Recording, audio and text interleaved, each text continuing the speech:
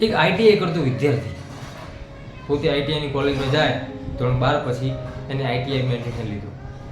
એ ઘરના લોકો સાથે, પરિવારના સદસ્યો સાથે ખૂબ ઝઘડતો, ખૂબ લડતો, નાની નાની વાતોમાં ખૂબ એમ કહેવાય કે હોબાળો કરતો.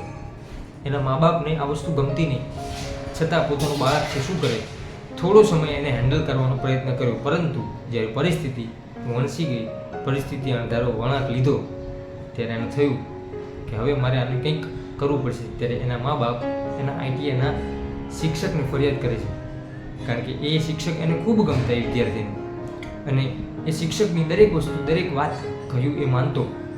ત્યારે શિક્ષકને ફરિયાદ કરે છે અને કહે છે કે મારો દીકરો હવે મારા કીધામાં નથી અને મારી સાથે નાની નાની વાતે ઝઘડા કરે છે, નાની નાની વાતે કંકાસ કરે છે, તો મારે શું કરવું? તો એના શિક્ષક કહે છે કે વાંધો નહીં, બીજા દિવસે કોલેજમાં આવશે એટલે હું મને સમજાવીશ. ત્યારે બીજા દિવસે એ આઈટીઆઈ કોલેજમાં એ વિદ્યાર્થી જાય છે. ત્યારે વિદ્યાર્થીને કહે છે, એને બોલાવે છે, એને ઓફિસમાં બોલાવી અને કહે છે કે આપણે લાઇટ ચાલુ કરવી હોય તો માત્ર ને માત્ર ખાલી પાવરથી લાઇટ થશે ખરી? પ્લસથી માત્ર ને માત્ર લાઇટ થાય ખરી?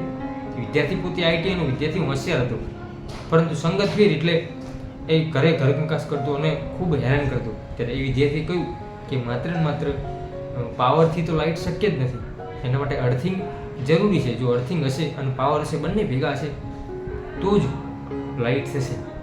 ત્યારે એ શિક્ષકે વિદ્યાર્થીને એ જ વસ્તુ ચોક્કસથી સમજાવી કે તું જે પાવર કરે છે, તું જે ખોટે ખોટા ઘરે ઝઘડા કરે છે, એ બધી વસ્તુ તારી ખોટી છે. એ તું સાવ ખોટા માર્ગે છે, તારી સંગત ફેર છે, તું તારા અન્ય લોકો સાથે, અન્ય મિત્રો સાથે બેસીને બગડી ગયો છે. પરંતુ તારામાં પાવર છે, પરંતુ ઘરરૂપી અર્થિંગ જો તારી સાથે નહીં હોય, તારો પરિવાર જો તારી સાથે નહીં હોય, તો જીવનના કોઈ પણ ક્ષેત્રમાં જઈશ, તને ક્યારેય સફળતા નહીં મળે. માટે પરિવાર છે એ આપણું અર્થિંગ છે. અર્થિંગ વગર તમે ગમે એટલો પાવર કરશો, ક્યારેય લાઇટ નહીં થાય.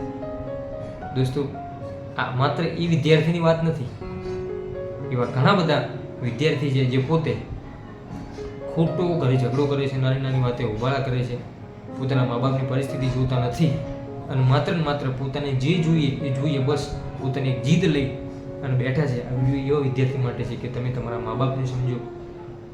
તમે તમારા મા બાપની પરિસ્થિતિ જોઈએ છે તો તમારે દુનિયામાં ક્યાંય મોટિવેશન સાંભળવાની કોઈ દિવસ જરૂર નહીં પડે.